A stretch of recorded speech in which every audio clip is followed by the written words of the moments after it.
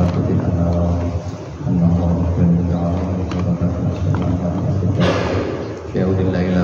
Al-Fatihah.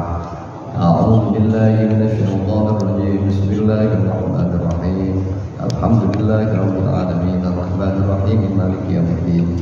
Iyyaka na'budu wa iyyaka nasta'in. Ihdinas siratal mustaqim. Siratal ladzina an'amta 'alaihim ghairil maghdubi 'alaihim waladdallin.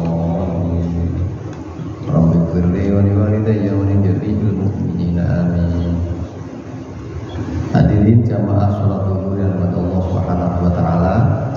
Mari sama-sama kita lanjutkan kajian zuhur kita, yakni kajian kitab Arba'in Nawawi. Hari ini kita sampai hadis yang ke-36. Al-haditsus sadisu wassalasun, hadis 36. Bismillahirrahmanirrahim. An Abi Hurairah radhiyallahu anhu, dari sahabat Abi Hurairah, semoga Allah meridhai atas sahabat Abi Hurairah. Anin Nabi sallallahu alaihi wasallam qala, dari Nabi Muhammad sallallahu alaihi wasallam bersabda, man nafasa am mu'minin kurbatan min kurabid dunya nafasallahu anhu kurbatan min kurabi yaumil qiyamah. Man nafasa am mu'minin, barang siapa yang menyelesaikan, membantu, membereskan min an mu'minin, bereskan dari masalah orang-orang mukmin, dari masalah yang menimba, yang mengenai mukmin dari keruwetan, beban, kesulitan dunia. Barang siapa yang menyelesaikan masalah keruwetan orang mukmin dari keruwetan hidupnya di dunia, maka nafasallahu anhu kurbatan min kurabi yaumil qiyamah, maka Allah akan menyelesaikan juga, mengatasi masalah keruwetan, kesulitan dari kesulitan-kesulitan nanti yang terjadi di akhirat, di hari kiamat. Nah, ini yang pertama ini. Barang siapa dari kita yang membantu menyelesaikan masalah keruwetan orang mukmin, maka niscaya Allah akan membantu menyelesaikan keruwetan-keruwetan yang terjadi nanti di hari kiamat. Yang pertama. Yang kedua, wa man yassara ala mu'sirin yassarallahu alaihi fid dunya wal akhirah. Dan barang siapa yang memudahkan atas kesulitan-kesulitan yang terjadi, maka Allah akan memudahkan urusannya di dunia dan akhirat. Yang kedua, wa man satara musliman satarahu Allahu fid dunya wal akhirah. Wa man, dan barang siapa yang menutupi aib, maksudnya musliman, aib seorang muslim, maka Allah akan menutupinya aib-aib kita di dunia wal akhirah. Allah juga akan menutupi aib kita di dunia dan akhirat. Wallahu fi auni abdi ma kana abdu fi auni akhihi, dan Allah pasti akan menolong hambanya, membantu hambanya sepanjang hambanya juga membantu kepada saudaranya. Nih. Wa man salaka thariqan yaltamisu fihi ilman sahalallahu lahu bihi thariqan ilal jannah. Dan barang siapa yang menempuh, mencari jalan untuk meraih ilmu, maka Allah akan memudahkan baginya jalan-jalan menuju surga. Wa man istama'a qaumun fi baitin min buyutillahi yatluna kitaballahi wa yatadarasunahu bainahum illa nuzilat alaihimus sakinah. Dan tidak ada dari suatu kaum yang berkumpul di dalam rumah Allah yang di situ dia membaca kitab, wa yatadarasunahu, dan deres itu saling belajar. Deres kalau bahasa pondok itu deres, belajar, saling belajar, itu deres. Bainahum, di antara orang-orang itu, illa nuzilat alaihimus sakinah, kecuali Allah akan menurunkan atas nas itu, kaum itu, yakni as-sakinah. Sakinah itu ketenangan, ya bahagia, damai. Wa ghasyiyatuhum ar-rahmah, dan Allah akan menurunkan, melimpahkan rahmah. Rahmah ini pertolongan, rahmah ini kasih sayang, berkah dari Allah. Wa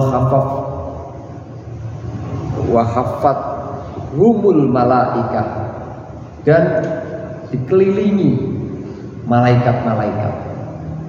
Malaikat-malaikat mengelilingi orang-orang yang tadi itu membaca kitab, lalu terus mempelajari di masjid-masjid min buyutillah, dari masjid-masjid rumah-rumah Allah. Wa dzakarahumullahu fi man 'indah, dan Allah mengingat orang-orang yang melakukan yatsluna kitab dan yatadarun, benderes tadi. Wa man bata'a, dan orang-orang tidak amalahu, waman bato'a amalahu, orang-orang yang rendah, gak semangat, gak lambat amalnya, lam yusri, tidak akan mengangkat bihi, atas rendahnya amal tadi itu, nasabuhu, apa nasabnya. Jadi orang yang amalnya memang rendah, lambat, itu nggak bakal terangkat sebab dia punya keturunan hebat. Rawahu, diriwayatkan ini hadis siapa? Muslimun bihadzal lafzi, dengan redaksi yang begini ini. Hadirin jamaah salat zuhur, dari hadis ini sangat tegas ya, pesannya kepada kita semuanya. Dan 3 pesan pertama tadi, barang siapa yang menyelesaikan urusan keruwetan masalah hidupnya seseorang muslim, maka Allah nanti ini luar biasa ini, maka Allah nanti akan mengangkat, menyelesaikan masalah keruwetan di akhirat. Ini kan luar biasa nih, pahala yang diberikan Allah. Keruwetan di dunia kan begini-begini saja sebetulnya. Ruwetnya ya sekedar ruwet lah. Mungkin ada orang lagi tagih hutang, nggak punya hutang, akhirnya orang ke kita, lalu sambat, tolong dong kasih saya pinjaman, ini saya gitu kejar-kejar, kita kasih, ruwet kan, selesai. Tapi balasannya itu nanti kita di akhirat, ruwet kita diganti. Lah ruwetnya dunia kan paling seputar hutang, gitu kan, gitu. Seputar mungkin ya ada kendala masalah, nggak bisa bayar sekolah anak, gitu-gitu kan. Ruwetnya itu masih ruwetan dunia, ya kan? Mungkin ada masalah sama tetangga, minta kita didamaikan, gitu. Rumit, dunia masih rumit. Tapi Allah nih, nafasallahu anhu kurbatan min kurabi yaumil qiyamah. Ya, padahal nanti di yaumil qiyamah kita pasti ruwet, pasti nggak? Pasti, nggak mungkin kita di yaumil qiyamah nggak ruwet. Nah, ruwetnya, repotnya di yaumil qiyamah, kalau kita biasa menyelesaikan keruwetnya saudara kita, saudara umat Islam, Allah yang nanti, insya Allah, ini janji Allah, yang akan menyelesaikan keruwetan-keruwetan kita. Mungkin kita harus nggak karu-karuan namanya di yaumil qiyamah, tapi bekal kita setiap kali ada orang punya ruwet, kita ini enteng badan, enteng hati, enteng badan, enteng pikiran untuk mengasih keringanan saudara kita. Meskipun mungkin bantuan keruwetan itu nasihat, mungkin bantuan keruwetan ya ngobrol enak. Kadang kita itu teman ruwet dijak ngobrol untuk curhat aja susah. Nah ini kan, kadang teman itu ruwet terus, pokoknya nggak ada. Kalau nggak ada orang yang mendengarkan bisa bunuh diri gitu misalnya. Itu aja kita kesulitan untuk memberi solusi. Nah, gitu. Ingat ini janji Allah, nafasallahu anhu qurbatan min qurbi yaumil qiyamah. Kita nanti akan dibalas Allah dari ruwetnya kita di akhir. Pasti kita ketemu keruwetan. Maka coba kalau ada orang sedih, susah, lagi tertimpa masalah musibah, orang lihat kita ini enteng aja. Mungkin kalau pas lagi dia keruwetan dunia, kita punya kita kasih, nggak punya kita kasih solusi, nggak punya kita kasih jalan. Nah ini pokoknya kita enteng, tidak mau saudara kita muslim ini dalam belenggu kesusahan, belenggu persoalan. Yang kedua, waman yassara ala muksirin, barang siapa yang juga memudahkan. Memudahkan ini nggak pernah membuat sulit, gampang deh. Yassarallahu alaihi dunya wal akhirah. Allah juga akan menggampangkan hidupnya di dunia dan di akhirat. Ini boleh dicoba kalau kita biasa memudahkan orang. Mudah itu kan sebenarnya ada di dalam hati dan pikiran kita, touchable gitu. Ini kita memudahkan apa mempersulit, itu kita tahu. Nah kalau kita biasa membuat orang mudah, Allah menjamin akan memudahkan hidup kita baik di dunia maupun di akhirat. Ini nggak hanya di akhirat nih. Kalau kita biasa membuat saudara kita mudah, Allah menjamin memudahkan hidup kita di dunia maupun di akhirat. Di dunia wal akhirat. Nah, sekarang sebetulnya juga sering disampaikan, maka kalau kita ini gawe mudah orang, senang orang, pasti Allah juga ridho dengan sikap kita. Maka Allah membalasnya dengan kemudahan-kemudahan. Orang misalnya teman mahasiswa sulit mengerjakan PR, sulit mengerjakan tugas, kita bantu, nggak ketemu metodologinya gimana ya ini, cara ngambil datanya bagaimana ya, lalu kita hadir, ini begini, mikir sendiri lama gitu. Begitu kita ketemu dikasih rumus, ini begini metodologinya, wah gampang, menggampangkan muslim. Pasti kita nanti juga akan digampangkan oleh Allah. Nah yang ketiga, wa man satara musliman satarullahu fid dunya wal akhirah. Barang siapa yang suka menutupi aib saudara muslimnya juga, Allah pasti akan menutup aib kita di dunia dan akhirat. Nah ini memang kelihatan juga simpel ya, menutup aib saudara sendiri. Maka Allah akan menutup aib kita. Memang menjaga aib ini, saudara, ini gak gampang. Tapi pahalanya, berkahnya kalau kita berhasil tutupi aib saudara kita. Kita ini kalau mau jujur, aib kita ini banyak nggak? Banyak sekali. Kok nggak tersebar ya aib kita? Nggak ada yang tahu, atau terbatas, atau bahkan diri kita doang. Sebab semata-mata aib kita ini dijaga oleh Allah Subhanahu wa Ta'ala supaya tidak keluar. Nah, cara untuk aib-aib kita nggak keluar gampang. Jagalah aib saudara kita, nggak usah beber-beber. Maka Allah akan menjaga aib kita. Ini kan untung karena Allah belum membuka aib kita. Kalau sudah begitu Allah membuka aib kita, jalannya berbagai cara. Cara jalan Allah membuka aib kita, mungkin ada simpenan, mungkin ada sesuatu, mungkin ada hal-hal yang kita rahasiakan. Tapi kalau Allah mau kehendak, bisa dibuka. Nah, caranya kalau kita punya aib-aib orang itu nggak perlu kita buka. Nah, ini kan gampang. Kita ini kan hobinya kalau ada kesalahan orang atau aib orang, justru makin senang sekali untuk kita buka.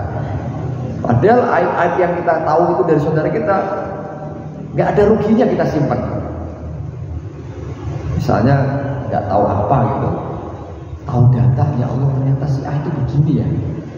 Ya sudah, simpan saja. Ya usah kita terus ternyata ya dibalik kemewahannya itu, dibalik ketenarannya itu, dibalik keartisannya itu wow gitu. Nggak usah ngapain. Ya kan? Nanti kalau salah-salah langkah, justru aib kita yang akan dibongkar oleh Allah Subhanahu wa Ta'ala. Tadinya berdina dia. Ini kan sama dengan orang lain senang orang lain sengsara, senang orang lain dalam kepayahan. Kalau kita biasa menutupi aib saudara kita, insya Allah pasti Allah akan menutupi aib kita di dunia maupun di akhirat. Dan Allah pasti akan bersama hambanya. Wallahu fi aunil abdi maka abdu fi auni akhihi. Allah pasti menolong hambanya yang suka menolong. Nah ini penolong pasti dibantu oleh Allah. Ini janji. Ya salah. Penolong ya dibantu Allah sebagai zat yang maha penolong. Dan barang siapa yang berjuang menempuh jalan-jalan ilmu, pasti Allah akan memberikan kemudahan jalannya menuju surga. Jadi ini istilah salaka ya. Biasanya orang-orang yang suluk, orang-orang yang mencari Allah, mencari keridhaan Allah, suluk dengan thariqah, pasti Allah akan memudahkan jalan untuk menuju Allah itu. Maka mari kita selalu niati jalan hidup kita itu untuk suluk, untuk mencari jalan menuju ridho Allah, menuju jalan Allah, menuju surga Allah. Pasti Allah akan menemukan. Karena kita punya niat suluk, kecuali kita gak punya niat suluk, itu Allah juga akan menemukan, memberikan informasi dengan cara Allah. Kok kita tiba-tiba bisa sampai di majlis ini? Kok kita bisa sampai di komunitas orang-orang alim, orang-orang soleh ini? Sebab kita punya suluk, punya keinginan untuk memperoleh ilmu di jalan Allah, menuju ridho Allah.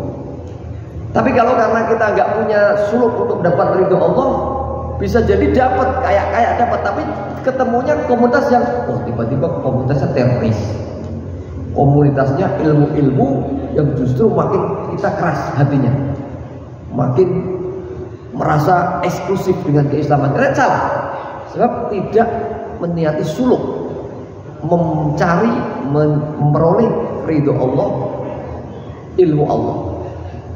Banyak juga orang yang itu tapi niatnya lain, niatnya untuk kemewahan, niatnya untuk eksklusivitas, niatnya untuk wah.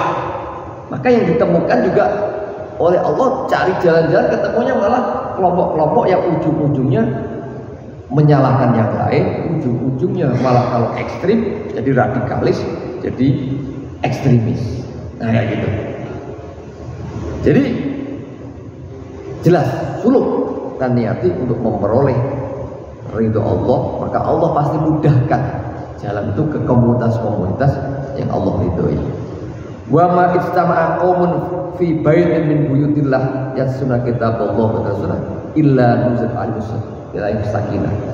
Dan tidak ada perkumpulan dari suatu kaum yang di situ di rumah Allah, di masjid-masjid, di mushola, di taklim, yang di situ orang membaca kitab-kitab Allah dan deres belajar, saling belajar. Deres itu ya ada baca, ada saling ya membahas. Kecuali Allah akan menurunkan sakinah, yakni ketenangan, kedamaian, sakinah. Nah gitu. Ya nikmat apalagi kalau kita tidak ingin mencari sakinah. Baru ada majlis kok saling deres Al-Quran, kitab-kitab Allah, pasti Allah akan menurunkan ketenangan dan melimpahkan rahmat. Rahmat ini artinya apa? Rahmat ini kasih sayang, rahmat artinya pertolongan dari Allah Subhanahu wa Ta'ala, dan akan dikelilingi oleh malaikat. Malaikat juga suka kepada majelis yang di situ orang-orang membahas kitab Allah, deres kitab Allah, saling baca ilmu Allah, dikelilingi oleh malaikat. Dan Allah akan mengingat kaum itu.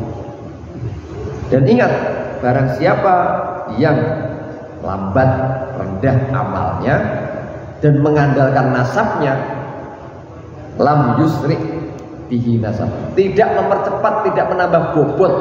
Wah, saya karena anak ulama, anak kiai, anak orang-orang hebat, maka saya cukuplah amalnya sederhana saja. Gak ada. Tidak ada karena nasabnya orang istimewa. Ya, amal yang membedakan kita dengan yang lain. Ini jelas. Tidak karena nasabnya orang itu hebat. Jangan bangga karena bapak saya kiai, maka saya biasa-biasa saja.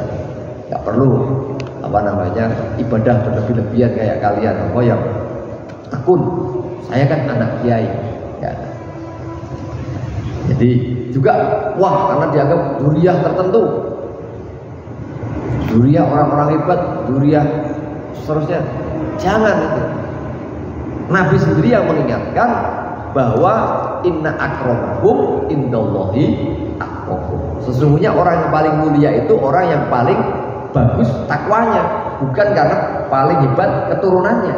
Nabi sendiri yang mengatakan. Jadi jangan kotori dawuhnya Nabi dengan sikap-sikap yang tidak bagus, ya kan? Mengandalkan nasab. Nabi sendiri sudah mengingatkan, ya kan? Tidaklah seorang pemuda yang mengandalkan, misalnya pemuda, ada pepatah laisal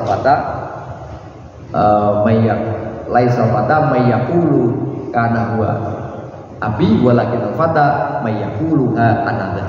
Seorang pemuda itu adalah orang yang bukan yang mengandalkan saya ini muklis, bapaknya jenderal, anaknya jenderal, kayak gitu. Nggak penting, ya kan? Walakinnal fata mayyaqulu ha anata. Orang pemuda itu yang mengatakan inilah saya adalah pemuda yang patut dibanggakan karena jati dirinya, karakternya, kewibawaannya, bukan karena andalan, dihormati, disegani karena keturunannya.